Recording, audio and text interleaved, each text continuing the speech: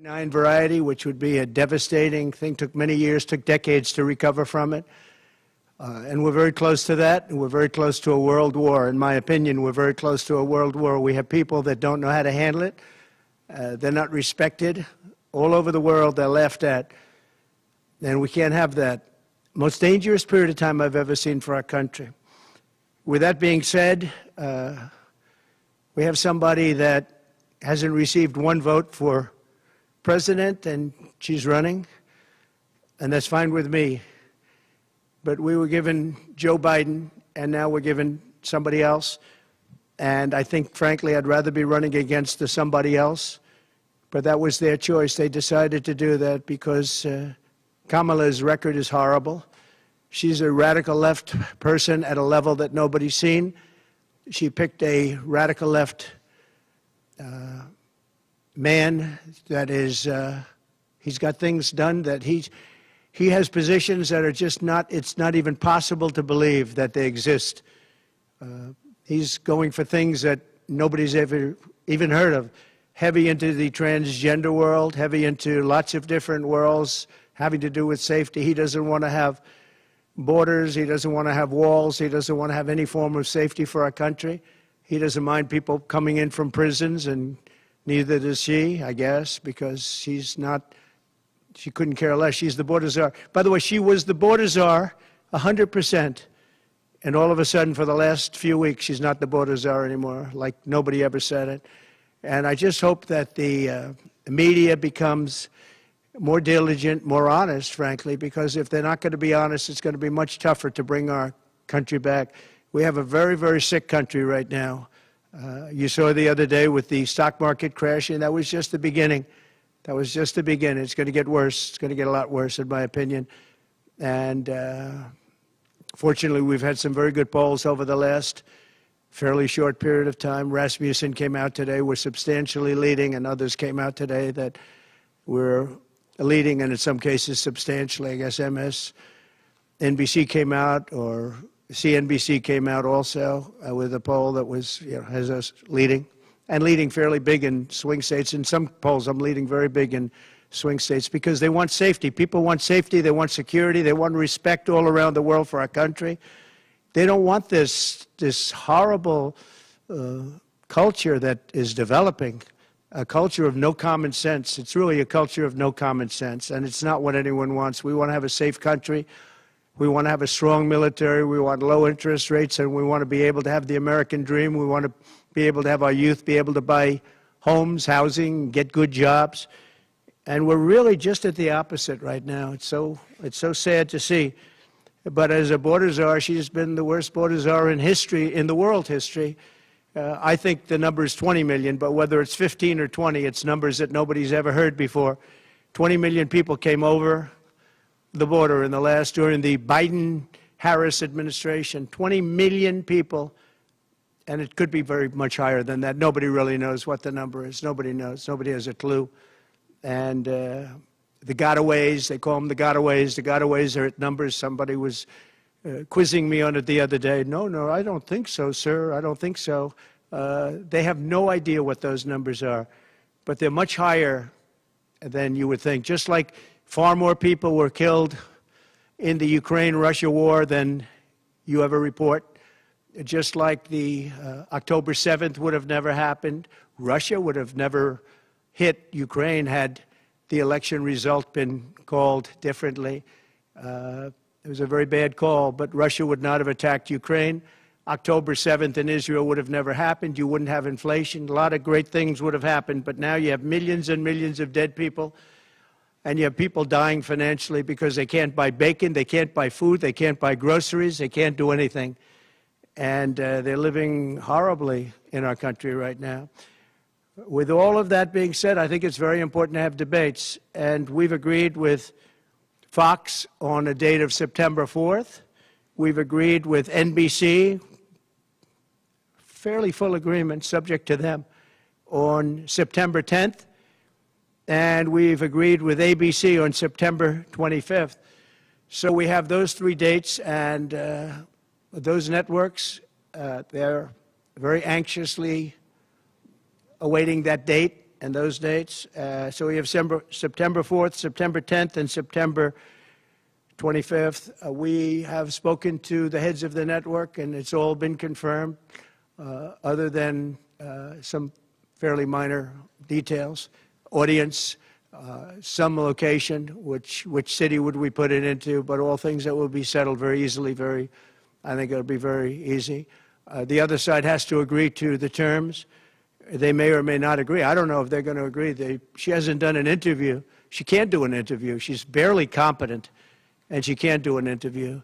But I look forward to the debates because I think we have to set the record straight. Why is it that millions of people were allowed to come into our country from prisons, from jails, from mental institutions, insane asylums, even insane asylums? It's a mental institution on steroids. That's what it is. When you see the people that are coming into these are institutions that are being emptied out, not in South America, all over the world, including South America, all over the world. Prisons are being emptied out into our country because we have a president that's the worst president in the history of our country. We have a vice president who is the least admired, least respected, and the worst vice president in the history of our country. The most unpopular vice president, and because of political reasons or because of being politically correct, even though she never received a vote. Don't forget, she was the first one defeated, as I remember it, because I watched it very closely, but she was the first one. She never made it to Iowa, the first state. She never made it to Iowa. She was the first one that was defeated. She was the nastiest to him. She was nasty with calling him a racist and the school bus and all of the different things. She was very nasty to Biden. And shockingly, he appointed her, asked her to serve as vice president. Well, I don't know if he's happy about that decision right now. This was taken away. The presidency was taken away from Joe Biden. And I'm no Biden fan, but I'll tell you what, from a constitutional standpoint, from any standpoint you look at, they took the presidency away. And people were saying he lost after the debate. He couldn't win. Well, I don't know that that's true necessarily. But whether he could win or he couldn't win, he had the right to run. And they took it away. They said they're going to use the 25th Amendment. They're going to hit you hard. Either we can do it the nice. I know exactly, because I know a lot of people on the other side, believe it or not. And they said, we'll do it the nice way or we'll do it the hard way. And he said, all right. So that, I mean, they've really taken, what they've done is pretty incredible. And now I'm running against somebody else, and we're leading. We're leading. So I'm not complaining. I'm saying it's for a country with a constitution that we cherish. We cherish this constitution. To have done it this way is pretty severe, pretty horrible. You would have thought they would have gone out to a vote. They would have had a primary system. They would have done something. But to just take it away from him like he was a child. And he's a very angry man right now, I can tell you that. He's not happy with Obama, and he's not happy with Nancy Pelosi, crazy Nancy. She is crazy, too. She's not happy with any of the people that told him that you've got to leave. He's very unhappy, very angry, and I think he also blames her. He's trying to put up a good face, but it's a very bad thing in terms of a country when you do that. I'm not a fan of his, as you probably have noticed, and he had a rough debate. But that doesn't mean that you just take it away like that. Or you go out to a vote, you do something. He had 14 million votes. She had no votes. She got no votes. And I think she's crashing. I think when people find out, and I think people are starting to find out what a bad job she did, what a bad job she did on the border. She's trying to say she had nothing to do with the border. She had everything. She was appointed to head the border. And then they said, Border Czar, oh, she loved that name, she loved that name. But she never went there. She went to a location once along the border, but that was a location that you would love to go and have dinner with your husband or whoever. That was a location that was not part of the problem. That was not really going to the border. So essentially, she never went to the border. And if you listen to Tom Holman, if you listen to the great border people, Brandon Judd from Border Patrol, if you listen to Paul, I mean, so many different people. I speak to them all the time. And I did when I was president. We had the best border in the history of our country. Now we have the worst border in the history of the world. Millions of people coming in, and our country cannot sustain it. Our country is going down because of this, because of incompetent people. So I just look forward to these debates. I think it's very important that we have them. I hope she agrees to them, September 4th, September 10th, September 25th. And I think they'll be very revealing. I think they'll be very revealing. Do you have any questions, please?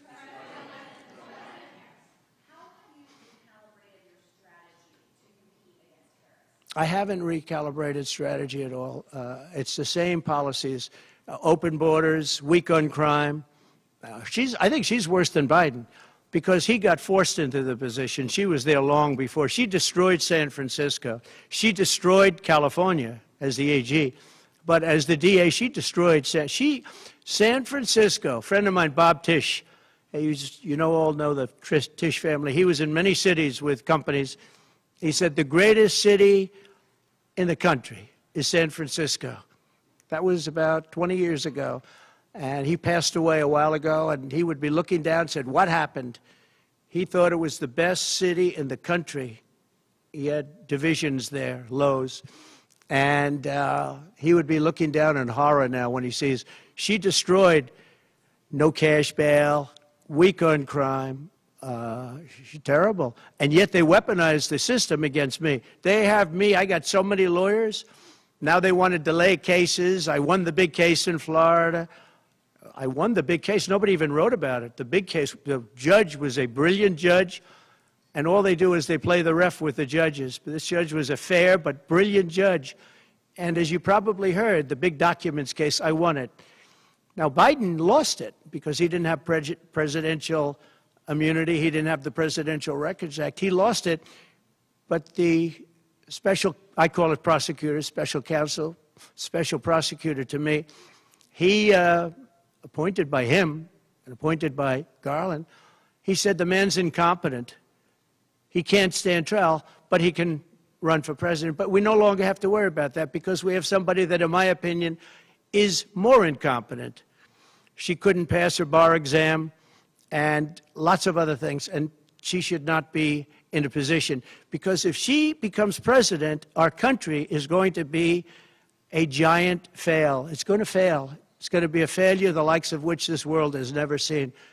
Yeah, please. No, how about you?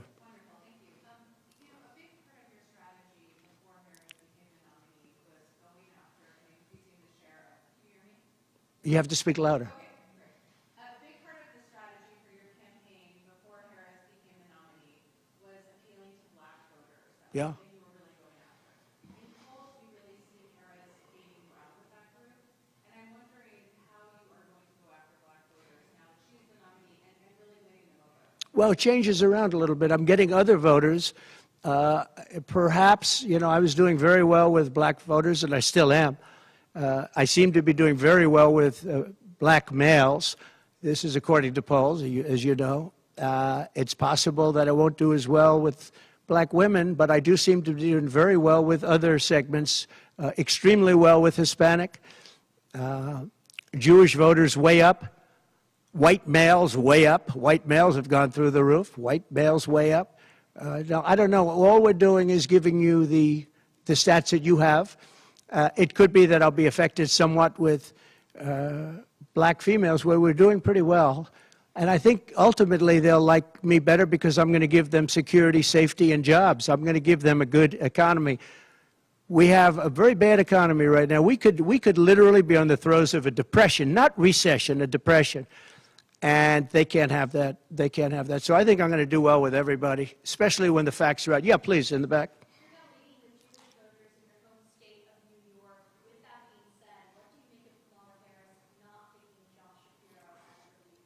Well, I don't know. I know Josh Shapiro. He's a terrible guy, and he's not very popular with anybody. I think that this election maybe is better than Josh Shapiro would have been. But I think other than Josh Shapiro, I think she had some good choices. But Josh Shapiro is not one of them. He's caused a lot of damage with a lot of people.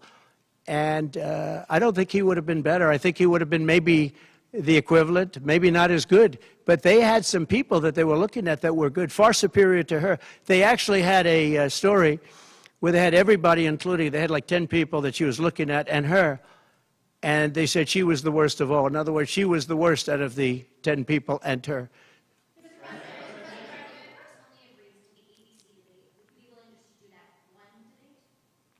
I don't know how that's going to work out. We'd like to do 3 debates. We think we should do 3 debates. We think Fox and ABC, and we also have CBS is going to do the vice presidential debate. So CBS will do vice presidential, and I have to tell you, J.D. Vance has really stepped up. He's doing a fantastic job.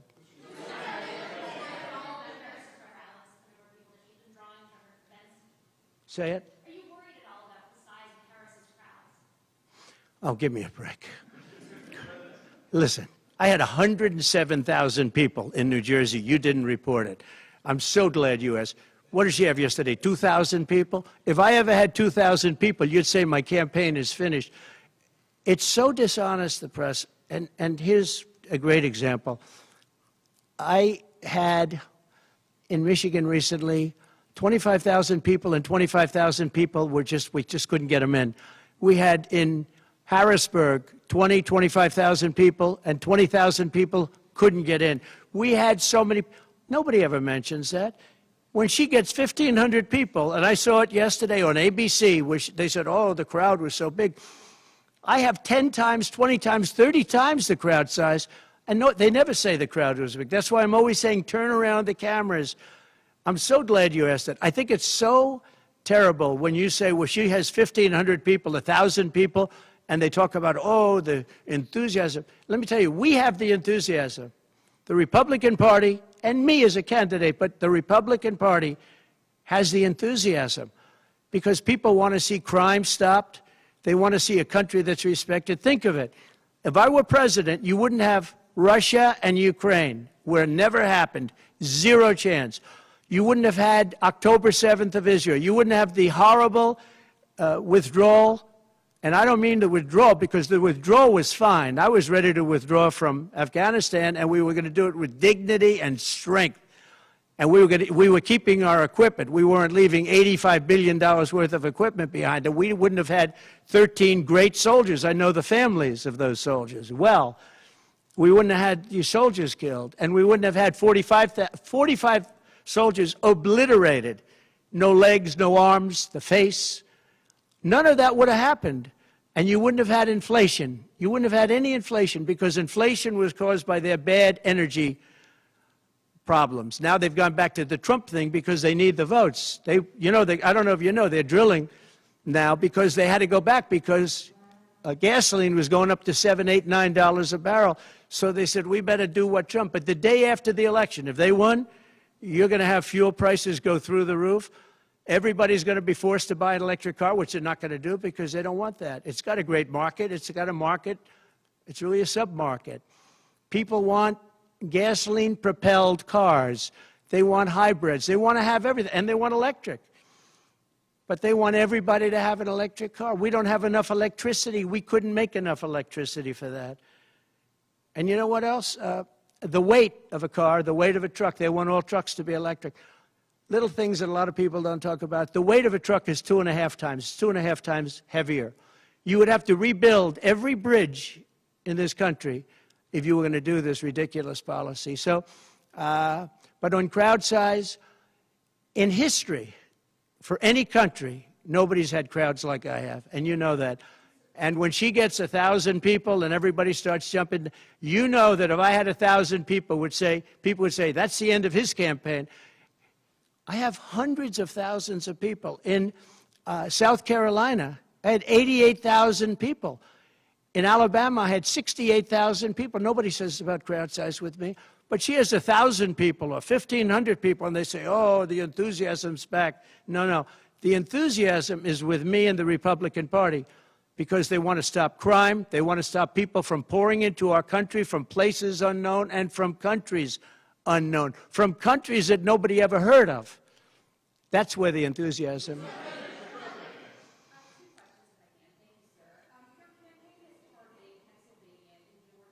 Yeah.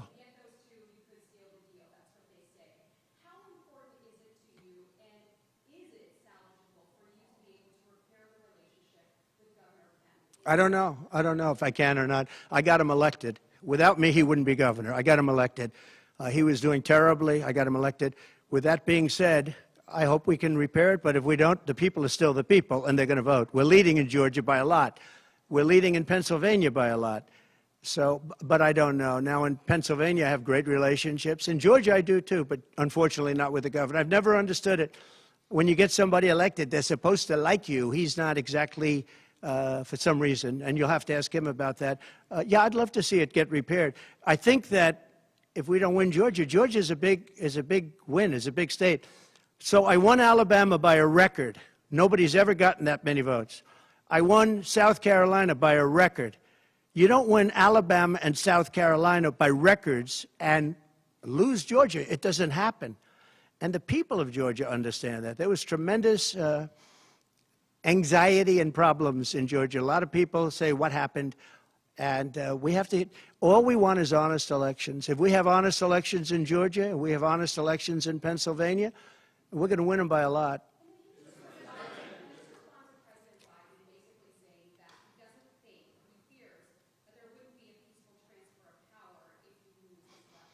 Well, he actually said it two ways. First, he said it incorrectly, then he corrected himself. Do you agree with that, right? You know, if you watch him, he said it two ways. No. I mean, he said it two ways because he doesn't really know what he said. Why didn't he bring it up at the debate? You know, he had a chance for 90 minutes to bring it up at the debate. He could have talked about that at the debate, and he didn't do it. Everyone said, oh, he said this and he said that. He's just, you know, they give him something to read off. He read it very badly because he actually said it the opposite. Then he had to go back and correct himself. He said the opposite. He should have brought this up at the debate. If he had a problem, of course there'll be a peaceful transfer. And there was last time, and there'll be a peaceful transfer. I just hope we're going to have honest elections. That's all, okay? You have not had a public campaign event for nearly a week now, Mar-A-Lago in Montana, which is not a swing state. Some of your allies have expressed concern that you're not taking this race seriously, particularly What a stupid question this is. enthusiasm on the other side.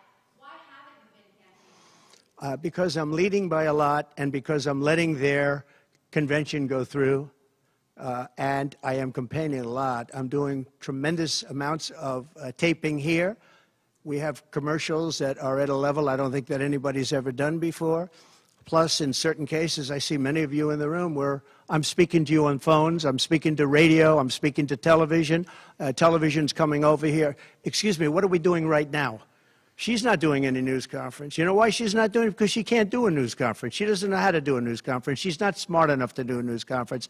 And I'm sorry, we need smart people to lead this country because our country's never been in this danger before, both economically and from an outside perspective. Russia doesn't respect us anymore. China doesn't respect us anymore. North Korea, Kim Jong-un, liked me a lot. He doesn't like this group. We are in great danger. We're in great danger of being in World War III. That could happen.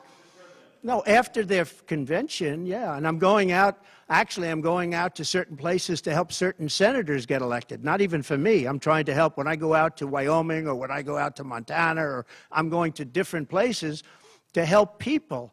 And I don't have to go there because I'm leading those states, as you know, by 35, 40, 50 points. I'm leading by record numbers. I'm going because I want to help senators and congressmen get elected. Congressmen and women get elected. Yes, please. Yeah, go ahead. The upcoming what? Oh, yeah.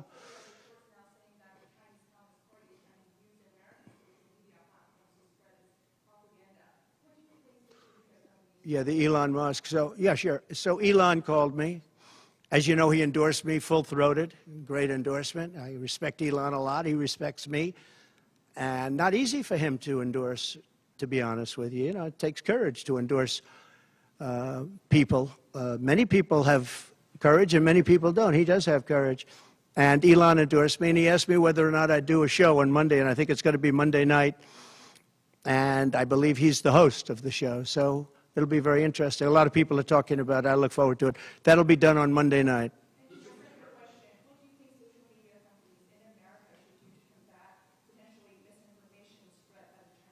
Well, you have a lot of misinformation spread about China, and you have a lot of misinformation spread about a lot of different places. I think I'm going to get along great with China.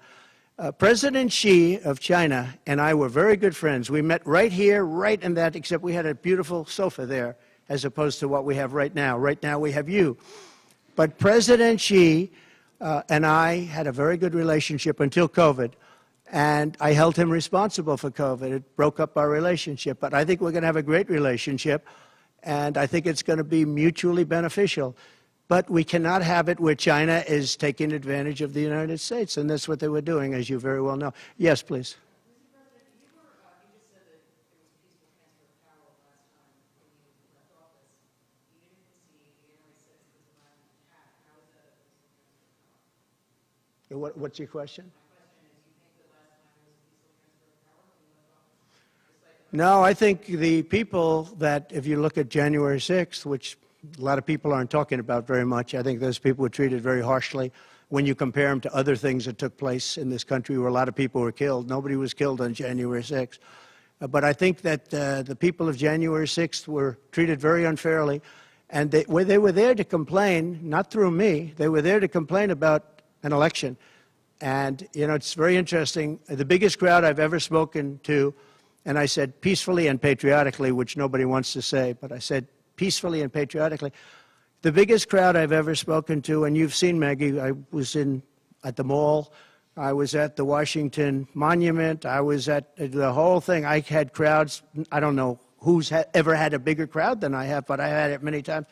The biggest crowd I've ever spoken before was that day, and I'll tell you, it's very hard to find a picture of that crowd. You see the picture of a small number of people relatively going to the Capitol, but you never see the picture of the crowd. The biggest crowd I've ever spoken, I've spoken to the biggest crowds. Nobody's spoken to crowds bigger than me. If you look at Martin Luther King, when he did his speech, his great speech, and you look at ours, same real estate, same everything, same number of people, if not, we had more. And they said he had 1 million people, but I had 25,000 people. But when you look at the exact same picture, and everything's the same because it was the fountains, the whole thing, all the way back to from Lincoln to Washington, and you look at it, and you look at the picture of his crowd, my crowd, we actually had more people. They said I had 25,000, and he had 1 million people, and I'm okay with it because I liked Dr. Martin Luther King. Yeah, please.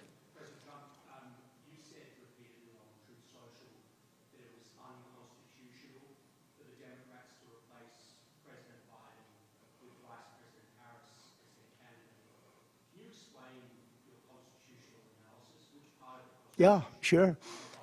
We have a Constitution. It's a very important document, and we live by it. She has no votes, and I'm very happy to run against her. I'm not complaining from that standpoint. And I hate to be defending him, but he did not want to leave. He wanted to see if he could win. They said, you're not going to win. After the debate, they said, you're not going to win, you can't win, you're out.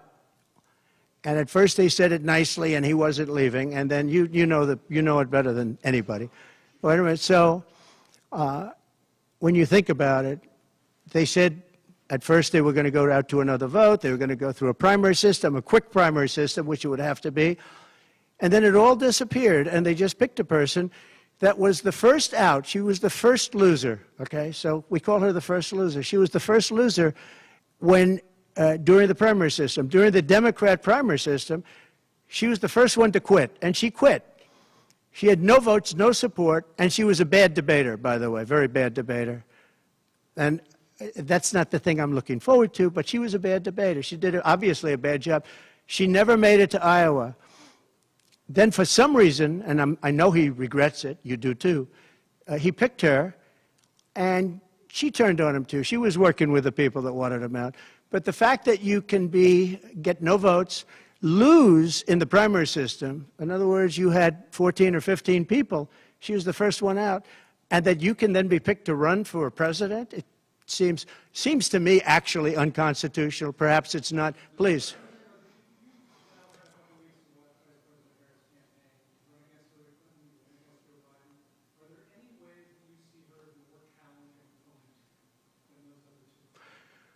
So I've run against Hillary, and I've run against various other people.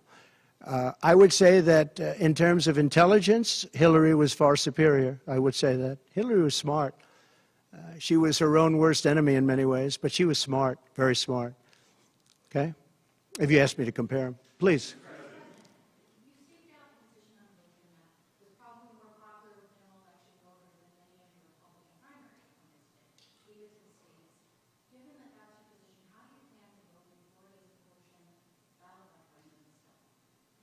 Would you repeat that question, please? You have to speak up. Yes, sir. I said, It's a hard room because it's very big, if you know. So this is worth $18 million. Oh, I see. you in a position on abortion that was probably more popular with general election voters than many of your Republican rivals in the primary. You said leaders in states. Given that Florida is a state voting on this, Yeah. how do you plan to vote? Do you plan to So I think the abortion issue has been very much tempered down, and I've answered, I think, very well in the debate, and it seems to be much less of an issue, especially for those where they have the exceptions, as you know. And I think it's, when I look, for 52 years, they wanted to bring abortion back to the states. They wanted to get rid of Roe v. Wade, and that's Democrats, Republicans, and independents, and everybody. Liberals, conservatives, everybody wanted it back in the states, and I did that. Now the states are voting. And frankly, some of the votes are much more, if you could say, liberal than you would think. Ohio turned out to be, they had a big vote, and it turned out to be a much more liberal standing than people would have thought. Kansas, the same thing. And then you have Texas, and you have other places where it may be different. But the issue has been brought back to the states now. And like Ronald Reagan, I believe in the exceptions for rape, incest, and life of the mother. I believe, I believe strongly. I think that that's a very important thing. I think when you don't, you have to follow your heart. But when you don't believe in the exceptions, I think it's much tougher. It's a much tougher issue. But about 82% of Republicans do believe in exceptions. I think and a lot of them are changing their mind and coming even further. I think that abortion has become much less of an issue. It's a very small, I think it's actually going to be a very small issue. What I've done is I've done what every Democrat and every Republican wanted to have done, and we brought that issue back to the states. And now the states are voting on it. And frankly, some of the votes are a lot different than people would have thought. But it's the vote of the people is taking care of it. And, when you think about the radical, the Democrats are really the radical ones on this, because they're allowed to do abortion on the 8th and 9th month, and even after birth. If you look at your new governor from Minnesota, he's talking about, he's like the governor previous, the former governor. I don't want to get him mixed up, because Glenn is doing a good job, and he's leading our whole campaign in Virginia, Glenn Youngkin. But previous to Glenn, the governor, he said the baby will be born, we will put the baby aside, and we will decide with the mother what we're going to do. In other words, whether or not we're going to kill the baby. The Minnesota gentleman, this guy agrees with that. He is the most liberal. Look, between her and him, there's never been anything like this. There's never been a combination. So I'll use the word progressive. They want to go progressive. They don't like the word liberal. I like liberal better. I think it's more appropriate, because nobody knows what progressive means. But they now like to use the word progressive. But there's certainly never been anybody so liberal like these two, or even close. I think the abortion issue has been taken down many notches. I don't think it's a big factor anymore, really. And when people hear what I said in the debate, and I think I said it very well during the debate, we brought it back to the states. Everybody wanted it in the states.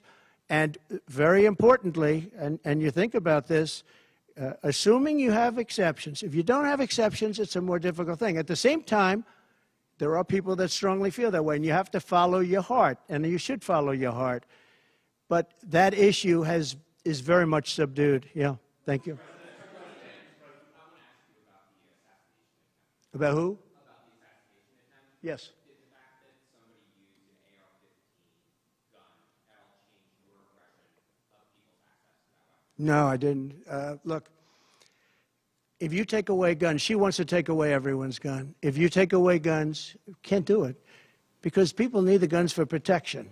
Now, entertainment, they want it, hunting, they want, different things. But they need weapons for protection in this country. People live out in the woods, and they're not going to have a gun. If you look at some countries, I don't want to get them in trouble, but some countries have actually gone the opposite way. They had very strong gun laws, and now they have gone the opposite way, where they allowed people to have guns, where in one case they encouraged people to go out and get guns, and crime is down 29%. And remember this, what is the toughest gun law in the United States? Chicago. On July 4th, 117 people were shot and 17 died. The toughest gun laws in the United States are in the city of Chicago. You know that. They had 117 people shot. Afghanistan does not have that. Afghanistan, by the way, was the lowest point in the history of our country, in my opinion. That was the worst embarrassment to the history of this country, and I say Putin would not have gone into Ukraine if that didn't happen. When he saw the incompetence of Milley and all these guys that are incompetent, when he saw that happen, when they took out the soldiers first, they took out the soldiers first. You know, if you go back and check your records, for 18 months, I had a talk with Abdul. Abdul was the leader of the Taliban, still is. But I had a strong talk with him. For 18 months, not one American soldier was shot at or killed, but not even shot at. 18 months, and then we had the disaster of the lift, where people were falling off airplanes from 3 times the height of the World Trade Center. I mean, terrible. But now our country has to be respected again. Please.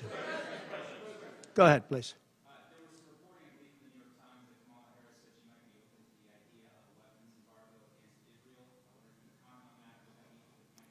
I'd be against that. That Kamala is in favor of not giving Israel weapons? Yeah. That's what I hear. Look, she's been very, very bad to Israel, and she's been very bad to Jewish people.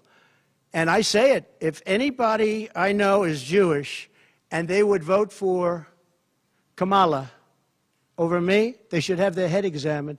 If you think about it, I gave them Golan Heights. I gave them the capital of Israel, Jerusalem. I even built the embassy. I gave them no Iran deal. The problem is they didn't do anything with it. Iran was broke. We could have made a deal so easily. I would have had a deal done within 1 week after the election with Iran. Iran can't have a nuclear weapon. It's very simple. We would have gotten along with Iran. I was looking forward to it. I was fine with Iran. You know, we hit them a couple of times pretty hard, but we would have been fine with Iran. But I terminated that deal. I got them the Abraham Accords. Everyone said that's impossible. I got them the Abraham Accords. She's been very, very bad to Israel, and she's been very bad and disrespectful to Jewish people. And any Jewish person that votes for Kamala and her friend, her new friend, who I don't know if she knew him before, but I don't think he's too good. But anybody that votes for them, if you're Jewish or if you love Israel, you have to have your head examined. Go ahead, please.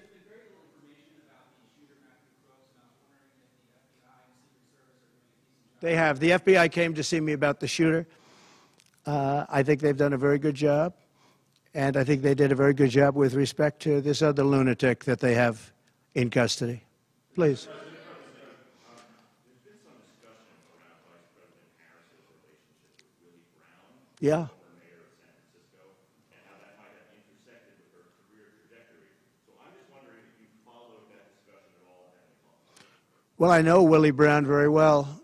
In fact, I went down in a helicopter with him. We thought maybe this is the end. We were in a helicopter going to a certain location together, and there was an emergency landing. This was not a pleasant landing, and Willie was, he was a little concerned. So I know him pretty well. I mean, I haven't seen him in years. But he told me terrible things about her. But this is what you're telling me anyway, I guess. But he had a big part in what happened with Kamala. But I don't know, maybe he's changed his tune, but he was not a fan of hers very much at that point. Do you believe Vice President Harris would certify your election victory if you win? Yeah, I do. Go ahead. On what? Well, I'm going to announce that. I'm going to actually have a press conference on that at some point in the near future, so I don't want to tell you now. But Florida does have a vote coming up on that, and I think probably the vote will go in a little more liberal way than people thought. But I'll be announcing that at the appropriate time. Please. Mr. President, your tax cuts from your administration will be coming up, fairly soon and potentially expiring. I wanted to ask you specifically about the tax code favoring parents versus people who don't have children. There are a number of tax breaks. Yeah. Oh, we gave tremendous for child care and all of that. No, our tax cuts, which are the biggest in history, our tax cuts are coming due, as you know, very soon. And if the Democrats don't renew them or make it impossible to renew because it's pretty close in terms of vote, if they don't renew them, it's the equivalent of having a 4 times tax increase from what you have right now, and it'll destroy the economy. I think they're under tremendous pressure to do it. I've never seen, all my life I grow up and I watch politics, and I used to be on the other side of politics first, and then I run for office. But in all the years of studying politics, I've never seen people get elected by saying, we're going to give you a tax increase. These guys get up, think of it. We're going to give you no security. We're going to give you a weak military. We're going to give you no walls, no borders, no anything. All these things they're doing. I mean, the transgender became such a big thing. But they do all of these things, but they always say, we're going to give you a tax increase. I never heard anybody campaign on a tax increase. A politician has always said, I will cut taxes. I'll give you one example, Social Security. They're going to destroy Social Security. I am going to leave Social Security. I'm not raising the years. I'm not raising the age. I will be saving Social Security, and I'm going to work it out that there's no tax on Social Security for seniors. I'm also doing no tax on tips, no tax on tips. So waiters, waitresses, caddies, people that drive cars, people that get tips who have been harassed by this government, we're going to have no tax on tips. That's a big thing.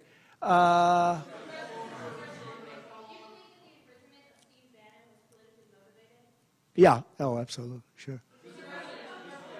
Because other people have done far bigger things than Steve Bannon, sure. It's politically motivated. I think it's a horrible thing they did. Look, they've weaponized government against me. Look at the Florida case. It was a totally weaponized case. All of these cases, by the way, the New York cases are totally controlled out of the Department of Justice. They sent their top person to the various places. They went to the AG's office, got that one going. Then he went to the DA's office, got that one going, ran through it. No, this is all politics, and it's a disgrace. Never happened in this country. It's very common that it happens, but not in our country. It happens in banana republics and third world countries, and that's what we're becoming. We have no borders. We have bad voting regulations. Anytime you have mail-in ballots, you're going to have problems. France learned that lesson. France had all mail-in voting, and they went back to paper ballots, voter identification, voter ID. They went back to a normal system, one-day voting. They don't want to be around, voting for 64 days. And look, the election, I keep talking about November 5th, but the election really starts on September 6th. That's when it starts because it's early voting. We should have one-day voting. We should have paper ballots. We should have voter ID, and we should have proof of citizenship. Please. No, the gentleman in the back. For who? You're going to have to talk louder, sir. Do you support continuation of tax credits for EVs? And secondly, what sort of political or policy advice does Elon Musk give you? Elon is a very different kind of a guy. He's a very big believer in the country, but he's very worried about the country. He's very worried about the country. And I don't know if it's good for him politically to have supported me, although I think we have a vast majority of this country does support me. But Elon, more than almost anybody I know, I mean, he loves this country. He loves the concept of the country. But like me, he says this country is in big trouble. It's in tremendous danger. Okay, please. Polls suggest overwhelmingly that Americans trust you more than Kamala Harris to fix the U.S. economy. I like this guy. I like him. What message do you have to Americans, sir, who are struggling to pay for everyday Yeah. groceries, rent? The polls have suggested. There are some polls that say we're going to win in a landslide. People are voting with their stomachs, meaning they're going to the grocery store. They're paying 50, 60, 70% more for food than they did just a couple of years ago. Look at what's happened to energy. Look at what's happened not only to their cars, where gasoline's gone from $1.87, $1.87, and we had moments when it was below that, but it's gone from $1.87 to $5, $6, and $7. And they take the strategic national reserves and they take it out even though it's peanuts compared, it doesn't last long. But they're virtually empty now. We've never had it this low. And he's using that to keep the gasoline prices as low as possible. He's sucked all of the oil out, essentially the gasoline, to keep the price down a little bit, and it's had very little impact. But you know what? We have no strategic national reserves now. He's emptied it. It's almost empty. It's never been this low. And I had it at a good level, and I would have had it more if the Democrats would have approved the deal. You know, I had a deal to buy it at $22 a barrel, and now it's going to be close to 100 pretty soon, my opinion. And the Democrats didn't want to do that, but we bought a lot anyway. And we had it pretty good. And what they've done to the national reserves, the strategic national reserves, is, as you know very well, because you cover it, but what they've done is incredible. They've just, for the sake of getting some votes, for the sake of having gasoline, you know, that's meant for wars. It's meant for, like, tragedy. It's not meant to keep a gasoline price down so that somebody can vote for Biden, or in this case, Kamala, who, by the way, is worse than Biden, and she's actually not as smart. Okay? She's actually not as smart. That's hard to believe, isn't it? Yeah, please. Okay. There are other things the federal government could do, not just a ban. Would you direct your FDA, for example, to revoke access to mifepristone? That's one of the things. Sure, you could do things that would supplement, absolutely, and those things are pretty open and humane. But you have to be able to have a vote, and all I want to do is give everybody a vote. And the votes are taking place right now as we speak. Yeah, but it's there are many things on a humane basis that you can do outside of that, but you also have to give a vote, and the people are going to have to decide. Okay, yes, please. You. On what? No, I think she's actually not as smart as he is. I don't think he's very smart either, by the way. I'm not a big fan of his brain. But I think that she's actually not as smart as he is. So what do you attribute her rising in the polls as becoming a more competitive race since she's taken over? Well, she's a woman. She represents certain groups of people. But I will say this. When people find out about her, I think she'll be much less. And I see it right now. I see her going way down in the polls now. Now that people are finding out that she destroyed San Francisco, she destroyed the state of California along with Governor Gavin Newsom. He's been a terrible governor, terrible. But they did it together. And she was early. I mean, she was the first of the prosecutors, really. You know, now you see Philadelphia, you see Los Angeles, you see New York, you see various people that are very bad. But she was the first of the bad prosecutors. She was early. Who? Would you repeat that, please? No, you. Would you repeat her, what she said? You have to speak up. This room is very louder.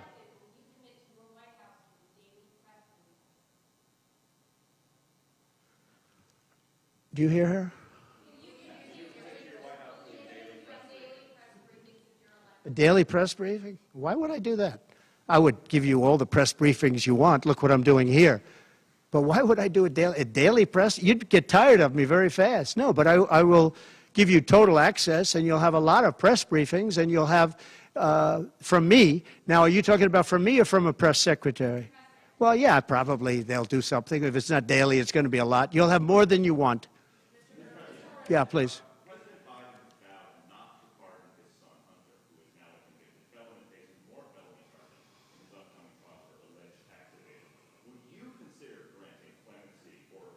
I don't think it's appropriate for me to talk about it. I think it's a tragic story. You want to know the truth. And I felt that with Hillary Clinton, too. You know, with Hillary Clinton, I could have done things to her that would have made your head spin. I thought it was a very bad thing. Take the wife of a president of the United States and put her in jail. And then I see the way they treat me. That's the way it goes. But I was very protective of her. Nobody would understand that, but I was. I think my people understand it. They used to say, lock her up, and I'd say, just relax, please. We won the election. I think it would be I think it would have been horrible for our country and we had her between the hammering of all of the files. And don't forget, she got a subpoena from the United States Congress. And then, after getting the subpoena, she destroyed everything that she was supposed to get. I didn't think, I thought it was so bad to take her and put her in jail, the wife of a president of the United States, and then when it's my turn, nobody thinks that way. I thought it was a very terrible thing. And she did a lot of very bad things. I'll tell you what, she was pretty evil. But in terms of the country and in terms of unifying the country, bringing it back, to have taken her and to have put her in jail, and I think you know the things as well as I do. There were some pretty bad acts that she did. I think it would have been very bad for our country. And a lot of my people, a lot of the MAGA, as they call them, but the base. And I think the base is 75% of the country, far beyond the Republican Party, because we're a party of common sense, and I'm a person of common sense. I want to have low taxes. I want to have strong borders. I want to have a strong military so that China and Russia, look, they've allowed China and Russia to do the impossible combined. They're natural enemies. They always have been, because China needs more land and Russia has it. They've always been natural enemies, and because of Obama, it started with him, and then Biden, because he didn't know what the hell he was doing, they've now become one force. And then now they're adding Iran to it, and they're adding North Korea to it. Pretty powerful force. This is something that is unthinkable that they allowed to happen. Just to put a button on this, you're saying that you're not going to change your campaign strategy, you're going to keep going with the issues. Well, what if this so-called honeymoon period doesn't end? Oh, it's going to end. The honeymoon period's going to end. Look, she's got a little period. She's got a convention coming up. It's about policy. It's not about her. I think she's incompetent because I've watched her. She destroyed California. She destroyed San Francisco. Everything she's touched has turned to bad things. I'm not going to use foul language, but everything she's touched has turned bad. She's incompetent. The reason she's not doing what I do and she's not doing what she should be doing, she won't even do interviews with friendly people because she can't do better than Biden. Now, he had a reason for not doing well, and he was never, 25 years ago, the sharpest or brightest bulb in the ceiling. That I can tell you, okay? He wasn't. But he could do interviews at least. Not lately, he couldn't, perhaps. But she should be doing interviews. She doesn't want to do interviews. And the reason she doesn't is, number one, her policies are so bad. Just to answer your question, I think that it's not going to change because it's really ultimately not about her as much as about her policies. She wants open borders. She wants to defund the police. She wants to defund the police. She wants to take away your guns.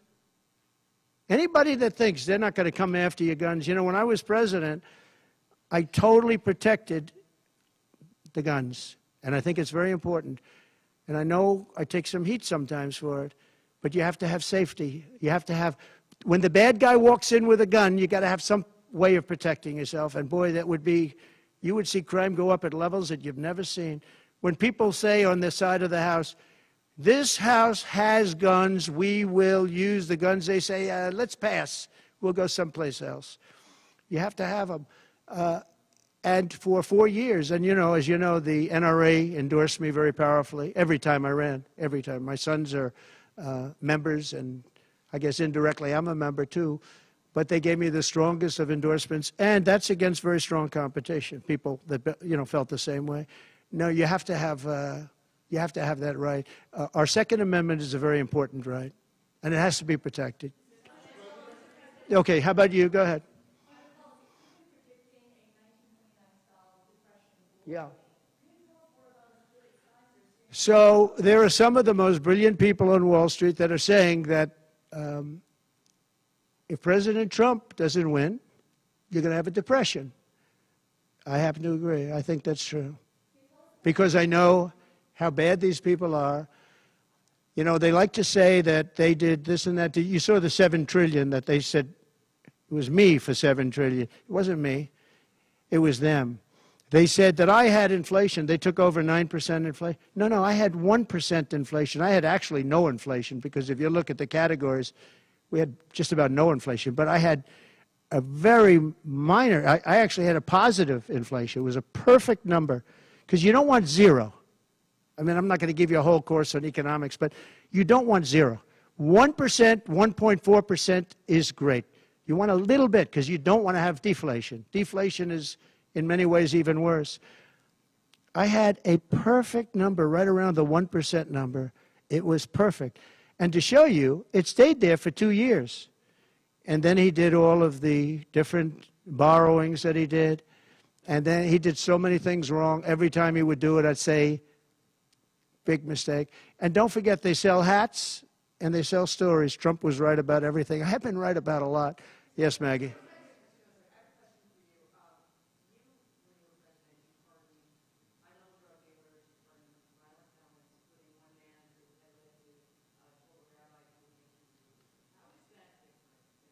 Well, we had a commission like other people do, and it's always complicated and it's always controversial. And we had commissions that, and I think of respected people, you know many of the people on the commission, and they would recommend to me certain pardons for certain people. Some people were treated very harshly. A fantastic woman, as you know, she served 24 years for being on a phone call having to do with drugs. You know who I'm talking about. She was great. And she had another 24 years to go. And it was largely about marijuana, which in many cases is now legalized, okay? But we had many very highly regarded people on a commission, and they'd recommend, and they'd put a reason why. Some people were, served time, but they served a lot of time for something that today people wouldn't even serve time by.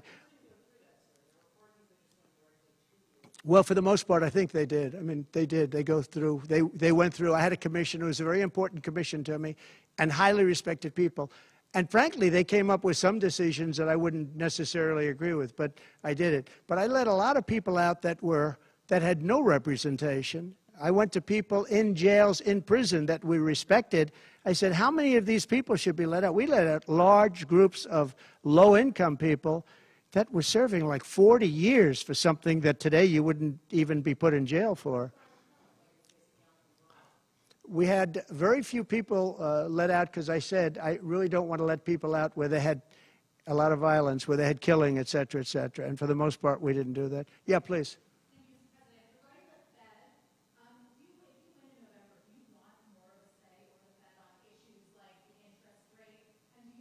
On defense? Or the Federal Reserve. Federal Reserve. Right. Well, look, the Federal Reserve is a very interesting thing, and it's sort of gotten it wrong a lot. And he's tending to be a little bit late on things. He gets a little bit too early and a little bit too late. And, that's very largely it's a gut feeling. I believe it's really a gut feeling. And I used to have it out with him. I had it out with him a couple of times very strongly. I fought him very hard. And, we get along fine. We get along fine. But I feel the president should have at least say in there. Yeah, I feel that strongly. I think that in my case, I made a lot of money. I was very successful. And I think I have a better instinct than, in many cases, people that would be on the Federal Reserve or the chairman. Yeah. Yeah. Harris supports rescheduling marijuana and also says that no one should go to prison for marijuana offense. Do you agree with those positions? Well, as we legalize it, I start to agree a lot more because, it's being legalized all over the country. Florida has something coming up. I'll be making a statement about that fairly soon. But as we legalize it throughout the country, whether that's a good thing or a bad thing, it's awfully hard to have people all over the jails that are in jail right now for something that's legal. So I think, obviously, there's a lot of sentiment to doing that. Yeah, please. Mr. President, Kamala Harris's father is Jamaican American, and she went to a historically black college. How is she only recently decided to be black? Well, you'll have to ask her that question because she's the one that said it. I didn't say it. So you'll have to ask her, and I very much appreciate that question, but you'll have to ask her.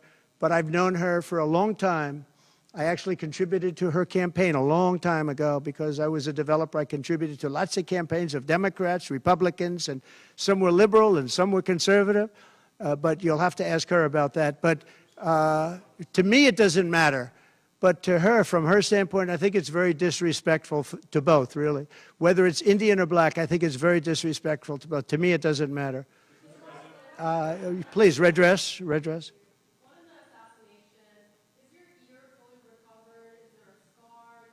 Yeah, pretty much recovered, yeah. I'm a fast healer. It's a hell of a shot, but I'm a fast healer. Yeah, pretty much recovered. Do you have any hearing damage from it? No, it didn't hit that. I got very lucky. It just hit the lobe, as they call it. Is there a scar on your ear? Yeah, a little bit, not much. On top. A little bit. An immigration question. You've been running on the idea of mass deportation. You said the biggest in American history is basically what Yeah. When Senator Vance has been asked about that, he sort of suggested that really you only need to go after people who've been convicted of crime. Well, we're starting that, yeah. So what are you really talking about here? How will you pay for it?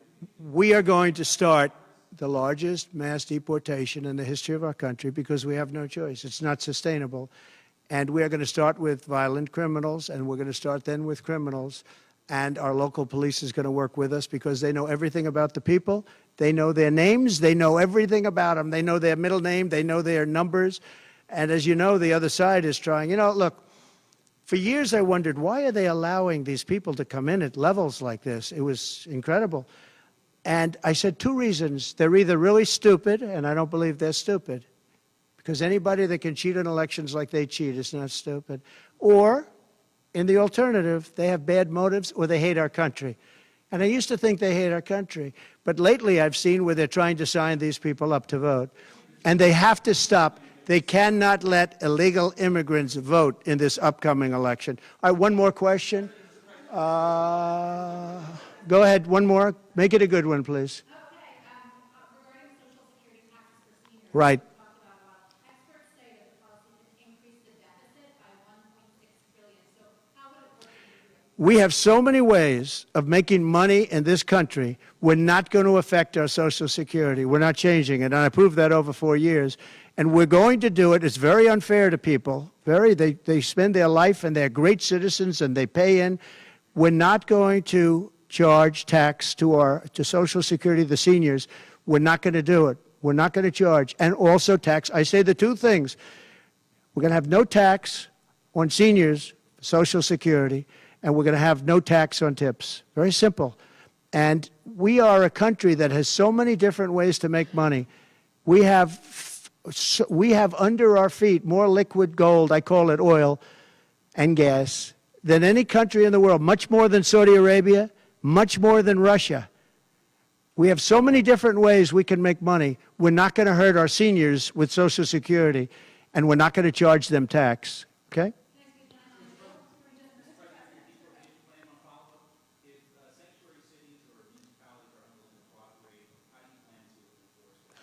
We should not have sanctuary cities. Sanctuary cities is a way of protecting criminals, and we should not have sanctuary cities. And if you go to California, and I know it well, I have property out there, great property. If you go to California and you ask the people of California, do they like the idea of sanctuary cities? They don't like it. They're tired of it. They're tired of crime. They're tired of what's happened to our country. Our country's become a crime-ridden mess, and we're going to stop it on November 5th. Thank you very much, everybody. Thank you. Thank you.